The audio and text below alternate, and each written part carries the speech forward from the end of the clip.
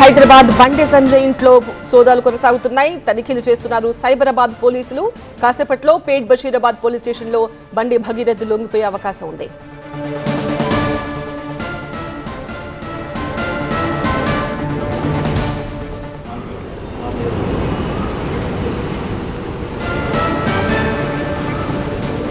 హైదరాబాద్ లో ఉన్న బండి సంజయ్ ఇంట్లో పోలీసుల సోదాలు కొనసాగుతున్నాయి. తనిఖీలు చేస్తున్నారు సైబరాబాద్ పోలీసులు. కాసేపట్లో పేట్ బషీరాబాద్ పోలీస్ స్టేషన్లో బండి భగీరథ్ లొంగిపోయే అవకాశం ఉంది.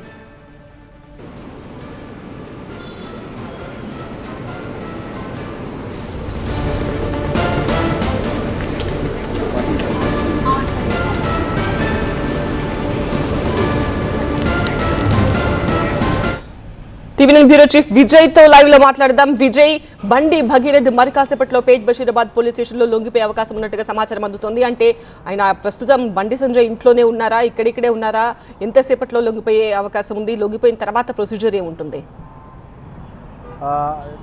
కొద్దిసేపు క్రితమే హైదరాబాద్తో పాటుగా మొత్తం 4 ప్రాంతాల్లో సెర్చెస్ ప్రారంభించారు బండి భగీరథ్ కోసం.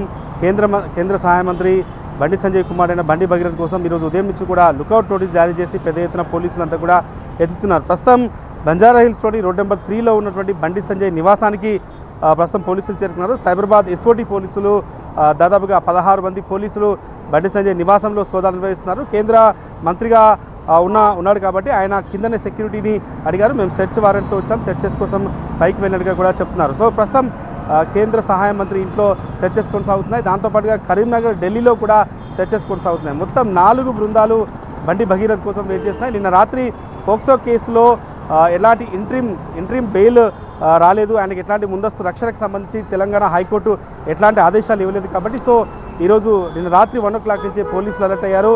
బండి భగీరథ్ను పట్టుకోవడం కోసం ఇప్పటికే 4 బృందాలను ఏర్పాటు చేసి హైదరాబాద్, కరీంనగర్, ఢిల్లీ, కొంత వాళ్ళ బంధువులు, రిలేటివ్, ఫ్రెండ్స్ ఇంట్లో ప్రస్తుతం పోలీసులు సెర్చెస్ ఇంకా కొనసాగుతున్నాయి. కానీ కేంద్ర సహాయ మంత్రి బండి సంజయ్ నివాసానికి కూడా ప్రస్తుతం పోలీసులు చేరుకున్నారు. ఆయన ఇంట్లో ప్రస్తుతం సెర్చెస్ కొనసాగుతున్నాయి. మనం విజువల్స్ కూడా చూస్తున్నాం. ఎస్ఓటీ పోలీసులు, సైబరాబాద్ ఎస్ఓటీ పోలీసులు అంతా కూడా ప్రస్తుతం ఆ సెర్చెస్లో కూడా పాల్గొంటున్నారు. అయితే మనకున్న సమాచారం మేరకు మరికొద్ది సేపట్లోనే మరొక హార్డ్లీ 1 గంటలో బండి భగీరథ్ పేట్ బషీరాబాద్ పోలీస్ స్టేషన్లో లొంగిపోయే అవకాశం కనిపిస్తుంది. ఈ మొత్తం వ్యవహారంలో పోక్సో కేసులో ఆయన నిందితుడిగా ఉన్నాడు కాబట్టి నిన్న రాత్రి హైకోర్టు నుంచి కూడా ఎలాంటి ఇంట్రీమ్ ఆర్డర్, ఆయనకు ఇంట్రీమ్ ప్రొటెక్షన్ కూడా రాలేదు కాబట్టి బండి భగీరథ్ లొంగిపోయే అవకాశం కనిపిస్తుంది.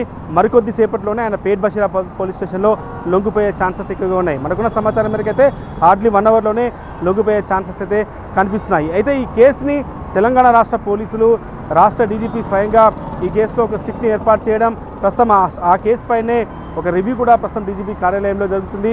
Cyberabad CP, intelligence chief, DGP వీళ్ళు ముగ్గురు కూడా ప్రస్తుతం డీజీపీ కార్యాలయం ఉండి కేసు మానిటరింగ్ చేస్తున్నారు. ఎట్టి పరిస్థితుల్లో బండి భగీరథ్ని పట్టుకోవాలనే యోచనలో తెలంగాణ పోలీసులు ఉన్నారు. ఎందుకంటే నిన్న కోర్టు నుంచి ఎట్లాంటి ఇంట్రీమ్ ప్రొటెక్షన్ రాలేదు. సో గత వారం రోజులుగా కూడా బండి భగీరథ్ పోలీసుల ఇన్వెస్టిగేషన్కి రాలేదు, అందుబాటులోకి రాలేదు. పోలీసులు 2 సార్లు నోటీస్ సర్వ్ చేసినా కూడా విచారణకు రాలేదు కాబట్టి కోర్టులో కూడా ఇంట్రీమ్ ప్రొటెక్షన్ దొరకకపోవడంతో ఖచ్చితంగా పట్టుకోవాలనే యోచనతో తెలంగాణ పోలీసులు ఉన్నారు, సైబరాబాద్ పోలీసులు ఉన్నారు. కానీ ఎట్టి పరిస్థితులు లొంగిపోవాలనేటువంటి యోచనలో బండి భగీరథ్ ఉన్నట్టుగా తెలుస్తుంది. ఆయన కూడా హార్డ్లీ కాసేపట్లోనే పేట్ బషీరాబాద్ పోలీస్ స్టేషన్ లొంగిపోయే అవకాశం అయితే కనిపిస్తుంది. రైట్ విజయ్.